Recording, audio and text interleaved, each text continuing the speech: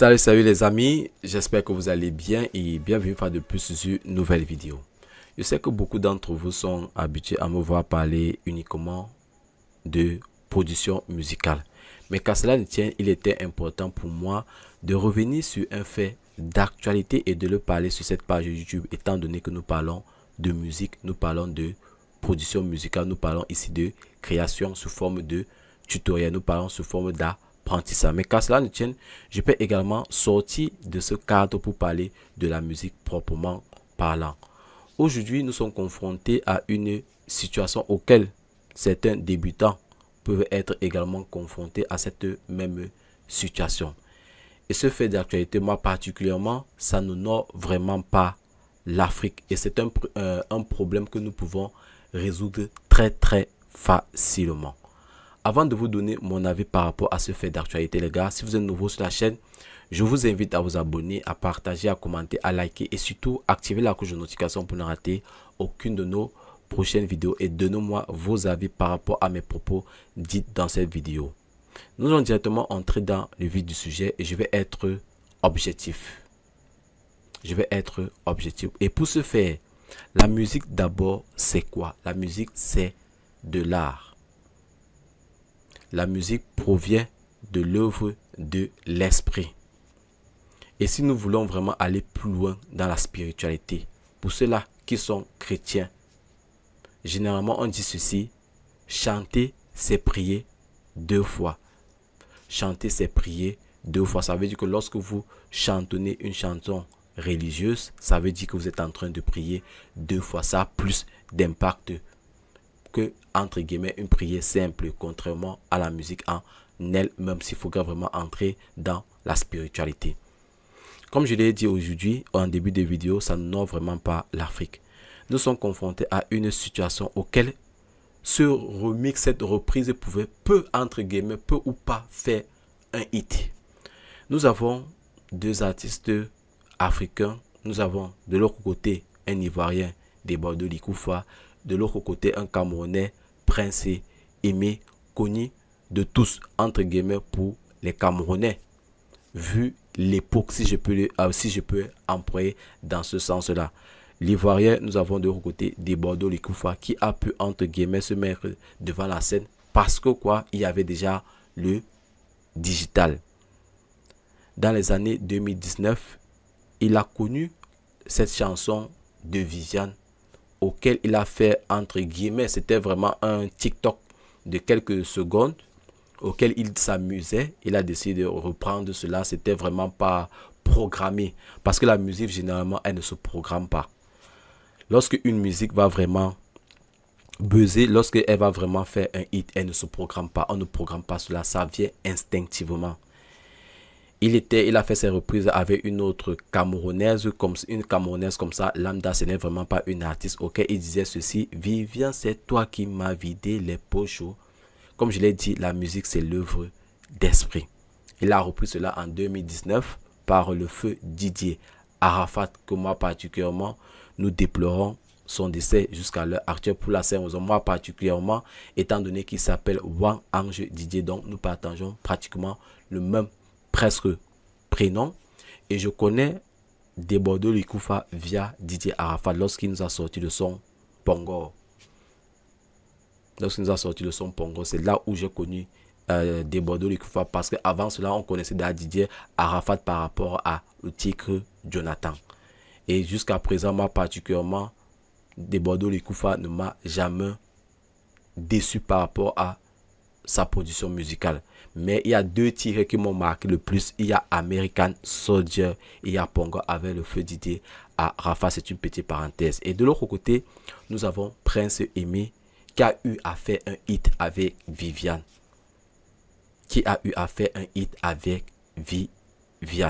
C'est important de le rappeler. C'est vrai qu'à cette époque, il n'y avait pas encore le digital, il n'y avait pas encore le streaming et autres, mais ça a fait un peu, c'est l'un des plus gros hits camerounais. Aujourd'hui, en 2024, on ne sait pas par magie ce qui s'est passé. Cette reprise que Debordeu a fait comme un jeu d'enfant, comme je l'ai dit, c'est l'œuvre d'esprit comme un jeu d'enfant. Ça a buzzé sur la toile. les Ivoiriens ont demandé à ce que Desbordeaux Likoufa entre en studio pour sortir le son de Viviane. Mais pour ce faire, il est important d'entrer vraiment dans le contexte proprement dit. La musique à l'heure actuelle, c'est du business. C'est du gagnant-gagné. Il faudrait qu'on se dise la vérité. Et pour ce faire, pour argumenter mon propos, j'ai décidé d'utiliser l'intelligence artificielle, bien évidemment, et j'ai posé à cette intelligence artificielle, est-il obligatoire de faire le remix d'une chanson avec l'artiste original? Voici ce qu'il m'a proposé. Il existe deux types de remix. Le remix officiel. Ces remixes sont approuvés par l'artiste original et sont souvent créés avec sa participation et sont généralement inclus dans les albums ou les singles officiels. Le remix non officiel, ces remixes sont créés par des fans ou des producteurs indépendants sans l'autorisation de l'artiste original. Ils sont souvent partagés en ligne et ne sont pas disponibles à la vente. Voici quelques raisons pour lesquelles un remix pourrait être créé par l'artiste original. La créativité, un producteur peut vouloir créer sa propre interprétation d'une chanson qu'il aime, même sans l'autorisation de l'artiste original. La promotion, un remix non officiel peut aider à promouvoir la chanson originale et à la rendre plus populaire. L'exposition, un remix peut permettre à un producteur d'être reconnu et d'obtenir plus d'opportunités. Cependant, il est important de noter que les remixes non officiels peuvent être illégaux si l'artiste original ne les autorise pas. Les remixes non officiels peuvent être supprimés des plateformes de streaming ou de téléchargement. En fin de compte, la décision de créer un remix avec ou sans l'artiste original dépend du producteur et de ses intentions. J'ai posé cette question. S'il y avait un remix sans l'accord de l'artiste, est-ce qu'il peut avoir un préjudice?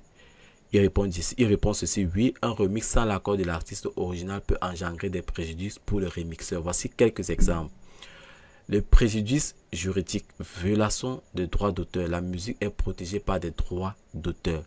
Le remixage sans l'autorisation constitue une violation.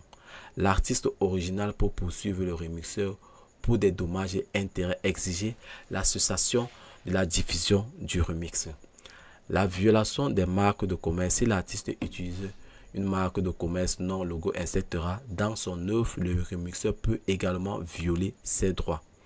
La violation de contrat. Si l'artiste a un contrat avec un label qui interdit les remixes non autorisés, les remixeurs peuvent également violer ce contrat. Les préjudices financiers, perte de revenus. Le remixeur peut perdre le revenu potentiel du remix si celui-ci est retiré des plateformes de streaming ou de vente. Le coût des dépenses, le remixeur devra peut-être payer des frais d'avocat pour se défendre contre une poursuite judiciaire. Les préjudices de réputation. Le dommage à la réputation, les remixeurs peuvent voir sa réputation ternie s'il est accusé de violation des droits d'auteur. La perte d'opportunité, le remixeur peut avoir des difficultés à obtenir des contrats ou à travailler avec d'autres artistes s'il a une mauvaise réputation. Conseil, obtenez toujours l'autorisation de l'artiste original avant de créer un remix. Utilisez des échantillons et des boucles libres de droits pour pouvoir éviter les problèmes de droits d'auteur. Soyez conscients des contrats de l'artiste original et des labels. Il est important de se rappeler que le remixage non autorisé peut avoir des conséquences graves. Il est toujours préférable de jouer la sécurité et de respecter les droits d'auteur des artistes. Lorsque ceci est dit, je vous ai dit ici là que je vais être objectif. Desbordeaux Likoufa a repris cette chanson entre guillemets en 2019. De 2019 aujourd'hui jusqu'en 2024, on peut dire que nous passons pratiquement à 5 ans, voire 4 ans. Il a repris entre guillemets cela comme ceci, si je peux le dire ainsi, en 2019. Ça veut dire que derrière cette reprise non officielle, il a profité quelque chose. Mais qu'à cela ne tienne, il y a certains Camerounais que moi particulièrement j'apprécie ici au nom de Malors le Viber, parce que c'est un grand frère entre guillemets qui a pu se créer une lignée éditoriale, qui a pu se développer sans les médias camerounais. Il est important de le rappeler. Son combat qu'il mène est vraiment noble, pardon. On ne peut vraiment pas mener tous les combats. On ne peut mener que les combats avec des armes que nous avons à notre disposition. Aujourd'hui, il a décidé, entre guillemets, de prendre la défense de Prince Aimé face à Desbordeaux Likoufa, que d'ailleurs on apprécie, auquel il revendique X ou Y choses. Quand je parle de X ou Y choses ici, c'est généralement lié au contrat. Parce que pour toute chose, pour que les choses avancent, entre guillemets, il faut un contrat, il faut un accord. Et ça a chamboulé beaucoup de choses auxquelles il y a d'autres intervenants camerounais qui ont également profité de ce fait pour se faire des sous comme personne. Comme on dit souvent, tout flatteur vit aux dépens de celui qui l'écoute, auquel je vais susciter le manager de Prince Aimé. Je vais également évoquer un autre acteur camerounais au nom de Pifo, parce que lorsque je suis cette actualité, j'ai l'impression que ce sont eux-là qui sont entre guillemets en train d'attiser le feu. Bref, en ce qui concerne Malos, moi particulièrement, j'ai apprécié son initiative. J'ai apprécié le fait qu'il soit vraiment devant la scène. Aujourd'hui, la musique est un business et c'est quelque chose à ne vraiment prendre. C'est quelque chose à ne pas prendre à la légère. Parce qu'aujourd'hui, nous nous rendons compte par le passé, les managers, entre guillemets, ont dupé les artistes. Les managers, par le passé, ont dupé beaucoup d'artistes, sans vous mentir. Un Prince Aimé que vous voyez aujourd'hui, il s'est fait duper par son manager. Ça, c'est clair et net. Il s'est fait duper par son manager. Parce que par le passé, les gens avaient tous de l'ambition de faire de la musique. Ils voulaient promouvoir son art, ils voulaient tous se chantonner. Et c'est ça, généralement, lorsque l'œuvre d'esprit n'est pas corrompue, ça peut réveiller des... c'est la raison pour laquelle, entre guillemets, vous vous rendez compte que les musiques d'aujourd'hui et les musiques par le passé, elles sont plus vivantes que les musiques d'aujourd'hui. Parce qu'avant, on ne mettait pas trop en avant ce côté business de la chose. Aujourd'hui, vous écoutez 2-3 sons, ça vous dégoûte. Vous ne voulez vraiment plus l'écouter. Parce que par le passé, c'était vraiment quelque chose. C'était l'esprit qui parlait vraiment pour être au devant de la scène. Aujourd'hui, ce serait vraiment de l'argent. Comme je l'ai dit ici, Malos a voulu aider, entre guillemets, a voulu soutenir l'artiste Prince Aimé, mais la manière dont il s'est pris n'était pas trop politique, si je peux le dire ainsi. Mais qu'à cela ne tienne, également Desbordeaux Likoufa, pour moi, lorsque je viens de lire ce petit résumé, n'est pas clair dans cette histoire. Mais ce qui me dérange entre le plus, c'est le fait que Malos, entre guillemets, dit ceci: il y a un iPhone, il y a 500 000 francs. Ça, c'est dénigrer notre artiste, gars. Là, tu as dérangé complètement. Pas besoin de faire ce genre de promotion. La musique que vous avez décidé une fois d'aller en studio, cette musique ne va pas marcher. Ce n'est pas que je ne le souhaite pas. Là, vous êtes juste entré en concurrence. Ce n'est plus l'œuvre d'esprit qui va parler sur cette musique. Ce n'est plus l'œuvre d'esprit. Parce que vous êtes là en concurrent, vous aurez une pression et ce n'est plus l'esprit qui va travailler. C'est tout juste le côté physique de la chose. Ce n'est pas la spiritualité. Alors que lorsque Desbordeaux sortait cela, c'était tout juste son esprit. Ce n'était pas vraiment le côté physique de la chose, c'était le côté spirituel. Donc ça coulait comme de l'eau de roche. Raison pour laquelle j'ai dit ceci: personne d'entre vous n'est gagnant. Au contraire, vous tous vous perdez. Et Prince Aimé, moi particulièrement, la manière dont Desbordeaux Likoufa a également s'est pris de cette chose, auquel il dit qu'il a fait un appel vidéo avec Prince Aimé et Prince Aimé lui a donné son accord. Ça, c'est du n'importe quoi. Je ne sais pas si en faisant cet appel vidéo, il a eu à enregistrer, parce qu'il y a l'accord de principe et l'accord verbal. L'accord verbal n'a vraiment aucun sens devant une juridiction compétente. Il faut un écrit. L'accord verbal, je peux te dire que tant qu'il n'y a pas un accord, il n'y a pas un OK, ça n'a vraiment aucun sens-là. Raison pour laquelle j'ai apprécié la sortie de Malonce par rapport à cet accord. L'accord verbal n'a vraiment pas de sens, mais il y a la manière dont il s'est pris, il y a certaines choses que je ne partage pas, si je peux le dire ainsi. Parce que des Bordeaux, en ne voulant pas sortir ces chansons, également perd. Parce qu'on ne sait pas comment est-ce que son destin a été crassé par rapport à ce hit. Il faudrait qu'on laisse l'orgueil. Pour toute chose, pour toute réussite, il y aura toujours des obstacles devant vous. Et l'obstacle, c'était cet événement, c'était ce fait marquant.